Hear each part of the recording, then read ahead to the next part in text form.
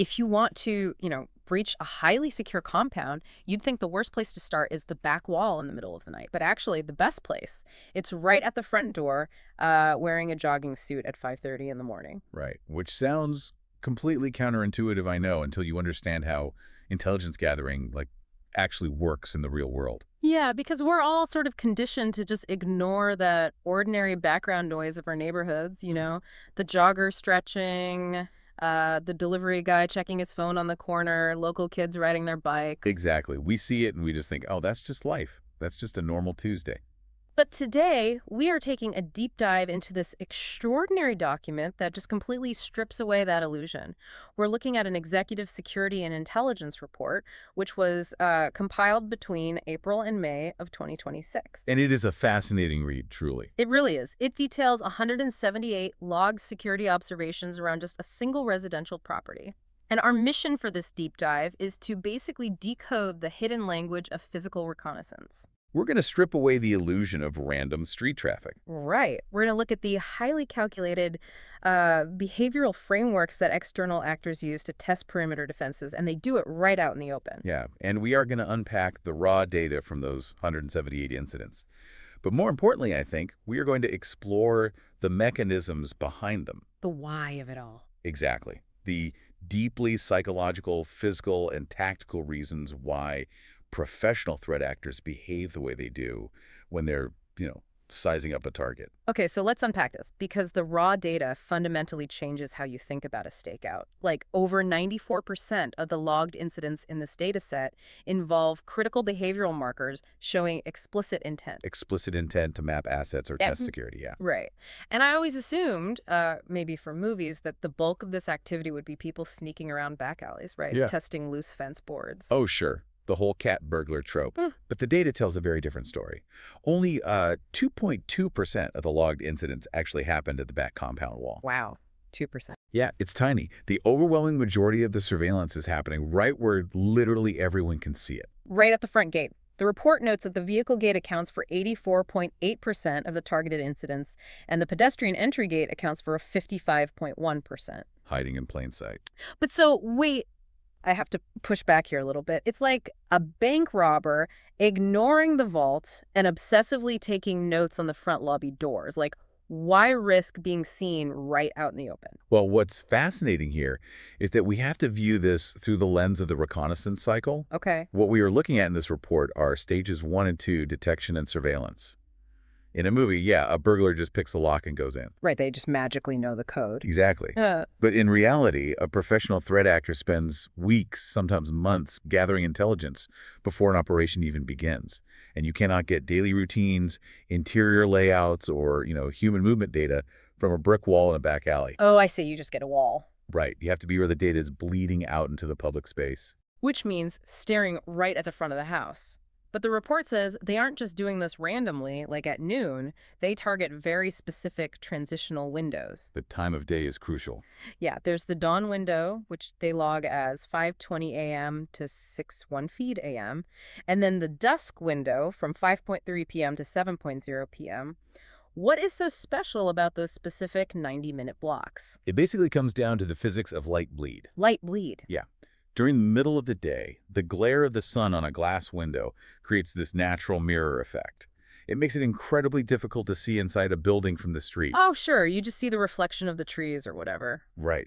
And in the pitch black of night, you could see inside if a light is on, but an observer lingering on a dark street is highly visible. They look super suspicious. So dawn and dusk are like the sweet spots. They offer the absolute perfect viewing scenario. The ambient light outside is low enough that an observer doesn't really stand out, but that environmental shift usually prompts the residents inside the house to turn their lights on. Which is something we all do without even thinking about it. You wake up, it's a little dim, you leave the porch light off, but you flick the kitchen light on. You are practically turning your house into a fishbowl. Wow. Yeah, You really are. and that is the exact vulnerability they are exploiting. From the street, an observer can map the interior layout, they can track shadows moving down a hallway, and establish the exact daily routines of the residents. Just by watching the lights? Yeah. They're tracking who wakes up when, what rooms they occupy, and the exact timing of their morning departures. And the logs show they're mostly doing this on the move, too. Like, Over 66% of the time, the actors are using agile two-wheelers, motorcycles or scooters. Agility is key for them. Right. And in over 60% of those incidents, they are deliberately obscuring their license plates. Hmm. But how do you obscure a license plate on a scooter without just putting, like, duct tape over it, which would obviously get you pulled over by a cop? Well, they don't use tape. They rely on environmental factors and vehicle dynamics. Vehicle dynamics. Yeah, Meaning how they drive. exactly. The operators execute what the report calls a slow-rolling vector. They drop their speed to under 5 kilometers per hour exactly as they cross the center axis of the main gate. So they just crawl past the house. Right. That gives them a widened sensor exposure window, basically more time to look inside. Mm. But if they sense they're being watched, they use rapid acceleration bursts to create motion blur on the camera. Oh, so the camera just gets a blurry smear of a plate. Yep. Or they deliberately hug the edge of the street where dark tree shadows degrade the camera's capture capability. Man, so they roll by slow enough to look inside, but fast enough to blur the plate if a camera tries to catch them. Highly calculated. But they can't just ride back and forth all morning, right? Uh, Eventually, they have to linger. And since they are operating right at those highly visible front gates, they need a cover story to justify why they are there. Which brings us to the whole concept of social camouflage. Yeah, let's talk about social camouflage. That section of the report was wild. It is the operational art of hiding in plain sight. Because an observer needs a pretext that justifies their physical presence in a space for an extended period. You can't just stand there staring. The report breaks down two main pretexts, and the first one is the morning exercise routine. Right, the joggers. Yeah, those actors wear tracksuits or athletic gear to simulate a dawn jog, but the security operators observing them noted very specific physical anomalies, like these aren't just your neighbors out for a run. No, definitely not. A normal jogger maintains a relatively fixed forward gaze, right? Maybe checking traffic. Yeah. But these actors were documented executing deliberate 90-degree head tilts. 90 degrees? That's not subtle. Well, it's fast. They do it to trace camera blind spots on the property wall as they pass. And they use the environment to their advantage, too. The report mentions they use the reflective glass of cars parked on the street to monitor interior hallway movement behind them. That part is brilliant, honestly. So wait, they are running past the house, looking at a parked car on the opposite side of the street to watch the reflection of the house's windows in the car's glass. Exactly. It allows them to maintain forward momentum and a forward-facing posture while gathering lateral intelligence. That is incredibly subtle. It is a highly sophisticated way to map a target without ever making direct eye contact with the property itself. Just wow. But the second pretext they use is honestly the one that stood out the most to me because it's just so common. The report calls it task fixation masking. Right, usually happening in the mid-morning. Yeah, like delivery workers, couriers, or just random pedestrians staging a static standoff. They stop near the gate to dig deep into a delivery bag, or they kneel down to tie a shoe, or they spend, a really long time adjusting a medical mask. The physical task basically provides the alibi for stopping. Right, but the logs show that while their hands are doing the task, their eyes are completely unfocused on the object. Instead, they are staring intently at the window layouts, which happened in over 82% of these incidents, by the way. Or they are mapping out the CCTV cameras. Yeah, almost 66% of the time. But I have a crucial skeptical question here. Go for it. I mean, I've spent an embarrassing amount of time digging through my work bag for my keys on my own front porch, right? Just staring off into space while I do it.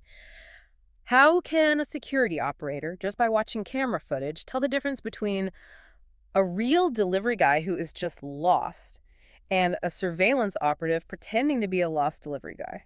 That is the million-dollar question. Mm. And it comes down to involuntary human biology and behavioral psychology. Really? Biology? Yeah, the security team wasn't just looking at the broad actions. They were analyzing micro-expressions. Mm-hmm. When they reviewed the high-definition footage of these individuals, they repeatedly spotted a facial configuration known in behavioral science as the anger triad. The anger triad. I mean, that sounds intense. What exactly is happening on their face? The anger triad refers to a specific involuntary combination of muzzle contractions, Oh. lowered brows, flared nostrils, and clenched jaws. Okay, so they look mad. Essentially, yes. When you are truly relaxed, casually jogging, or just mildly annoyed because your keys are at the bottom of your bag, your facial muscles are relatively slack. Your autonomic nervous system is in a baseline state. But for these actors, it's different. Radically different. If we connect this to the bigger picture, They are executing a highly tense, high-stakes intelligence-gathering mission. They're stressed. Extremely stressed. They are operating in a state of pre-operational cognitive stress. The human body cannot easily fake true relaxation, while the brain is simultaneously running complex spatial mapping, calculating camera angles, and monitoring for immediate threats. The cognitive load is just too high. You can't fake being chill. That's the biological catch. The hands are performing the mundane task of adjusting a strap or tying a shoe, but the face betrays the mission. Because of the micro-expressions. Exactly. The lowered brow helps focus vision, the flared nostrils increase oxygen intake for a fight-or-flight response, and the clenched jaw is a universal stress indicator. That is wild to think about. That micro-expression provides definitive proof that the individual is a focused, stressed operator, not a casual passerby. Your own nervous system literally betrays your cover story. It really does. So, faking a jog or a delivery allows these observers to passively map the area. But the report details how these actors escalate their tactics. Eventually, passive observation just isn't enough, right? Right. They need to actively test the property's responses. They have to shift from watching the system to actively probing the system. To see how it reacts under pressure. And the case studies in these logs showing how they probe the system are fascinating. Let's dig into a couple of them. Let's do it. First, the Tiago incident. A vehicle deliberately parks in a way that completely blocks the main gate of the property. It just sits there, an obvious nuisance. On the surface, it looks like just a terrible parking job by a careless driver. But it wasn't. Later that night, under the cover of darkness, a pedestrian is logged scanning the perimeter on foot. How did the security team know it was the same person who parked the car earlier? That is where rigorous logging pays off. Security operators cross-reference the physical build, the specific gait analysis, how the person walked, and the timeline of events. So they matched the walker to the driver. Yep. They realized the bad parking job was a deliberate provocation.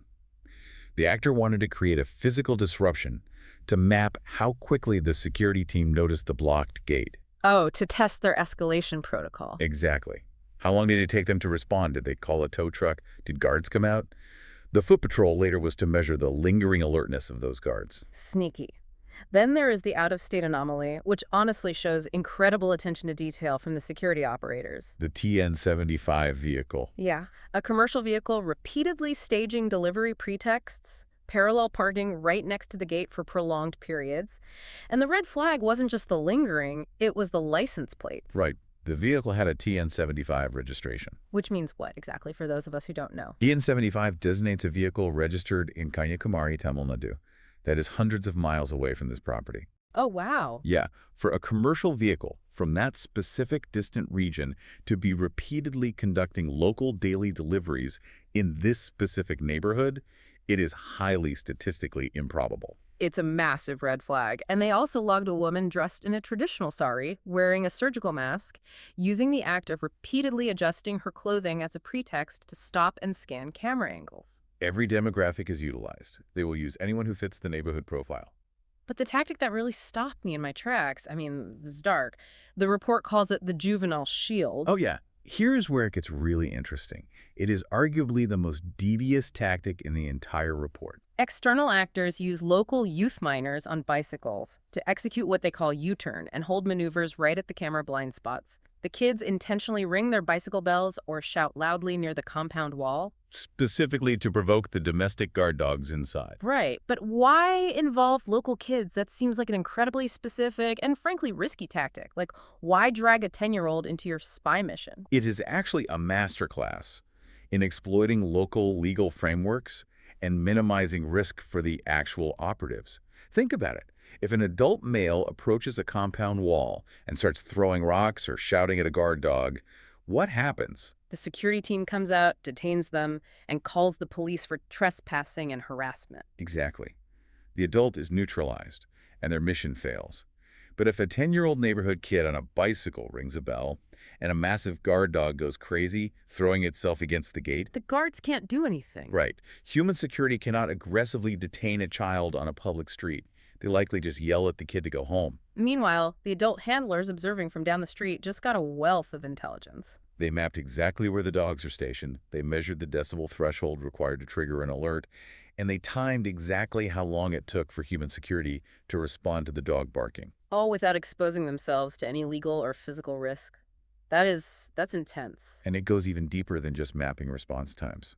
The report mentions specific legal codes. Yeah, it explicitly references Section 289 of the IPC, the Indian Penal Code, and Section 291 of the BNS. Right. What is the BNS, actually? BNS stands for the Bharatiya Nyaya Sanhita, which is the new criminal code replacing the IPC in India. Hmm. Both of these sections essentially deal with negligent conduct with respect to animals. Okay, so how does that help the threat actors? By using minors to repeatedly provoke the dogs, these actors are deliberately trying to manufacture a localized civil dispute. Oh, I see. They are trying to get the neighborhood to complain about the dogs. Precisely. If a dog is perceived as acting aggressively toward children, it stirs up community friction. Neighbors complain to the local authorities. And then the property owner has to deal with the cops. Or, if the owner is forced by local ordinance or neighborly pressure to restrain the dogs or move them to the backyard to keep the peace. Then the observers just successfully neutralized the property's primary canine early warning system at the front gate, and they never even stepped foot on the grass. Exactly. It is an engineered social vulnerability. They use the community's own legal and social norms against the target. Man, that is brilliant and terrifying. Ugh. Okay, so the security team has gathered all this data. They know exactly how these actors operate, where they look, when they look. They know about the micro-expressions under cognitive load. Yeah, the anger triad. And they know how they weaponize kids and legal codes. This property is under serious professional surveillance.